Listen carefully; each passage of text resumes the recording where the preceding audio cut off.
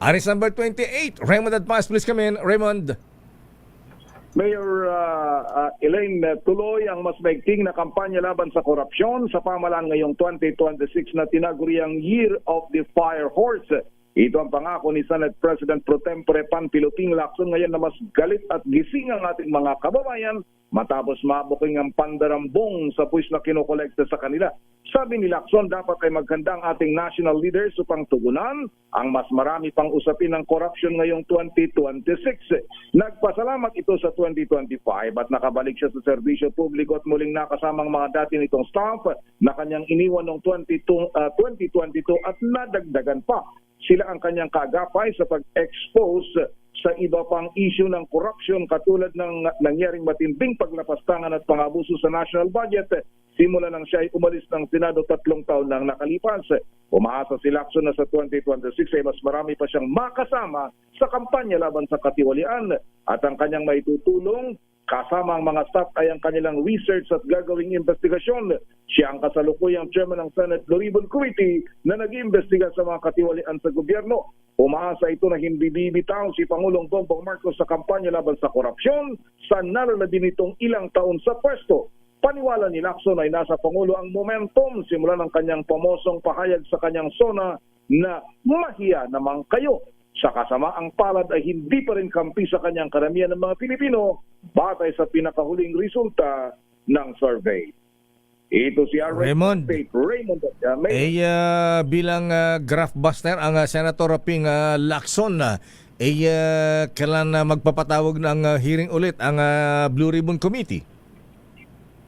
Iyon ay mapag-uusapan pa, Mayor, dahil ang balik ng sesyon ay January 26 ngayong taon at malamang kasi sa hindi ay ang sabi naman niya dati ay bibigyan ng closure yung investigasyon sa flood control project pero magsisigway na sila sa ibang mga infrastructure projects pa ng na may mga kontrobersiyang may kaugnayan pa rin sa problema sa korupsyon, Mayor. Ipapatawag ba ulit si dating DPWH Secretary Manny Bonoan?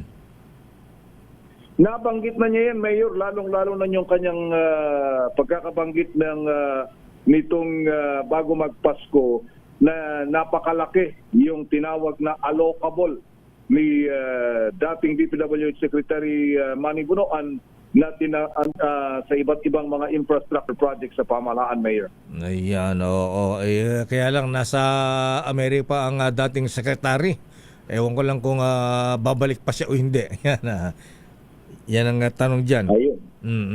Ayun ang problema dahil mukhang yung mga nai-involve ang pangalan at merong kakayahan nagsisilayasan na. Wala na dito sa ating bansa. Yung Cabral files, kasama ba sa imbestiga ng Senator Ping? Ang sabi niya, Mayor, mag-uusap daw sila ni Congressman Leandro Libiste. Itong panahon na ito dahil sa gusto daw sana ni kinausap daw siya ni Congressman Libiste na kung pwede mag-usap sila ditong Disyembre. Ang problema, kapos na sa oras at holiday, nasentro sila sa budget at nagkaroon ng holiday season. Kaya sabi niya right after the holiday season mag-uusap daw sila at ni Congressman Leandro Libiste at kasama sa kanilang pag-uusapan yang tungkol na yan sa Cabral files sa Mayor. Ayan. Kumusta naman ang mga borders dyan sa Senado, Raymond? Wala pa akong balita, Mayor, kung paano nila ipinagdiwang yung New Year nila. Pero pinapayagan naman yung kanilang mga pamilya na madalaw sila dito sa kanilang detention facility sa Senado. Paalam ko kay Sergeant at Arms General Mau. Ayan. Mau Aplaska. General Mau. Paalam ko, silipin mo kasi lang minsan, baka mamaya masyado ng mataas ang kolesterol nila. Ipa-check. Baka mamaya gutom na sila doon. Ayan. Kumusta yung kalagayan nila doon? Naka-aircon ba sila? Ayan, kumusta ba ang kalagayan nila doon? Baka mamaya delikado ang kanilang kalusugan doon. Alaga naman sila doon, Mayor, ng mga tao ng Office of the Sergeant at Arms. At Kumpara sa ordinaryong kulungan, abay di hamak naman na mas maganda yung detention facility ng Senado, Mayor. Ganon. Okay. Sana nga nasa maganda silang kalagayan. Ayan. Baka mamaya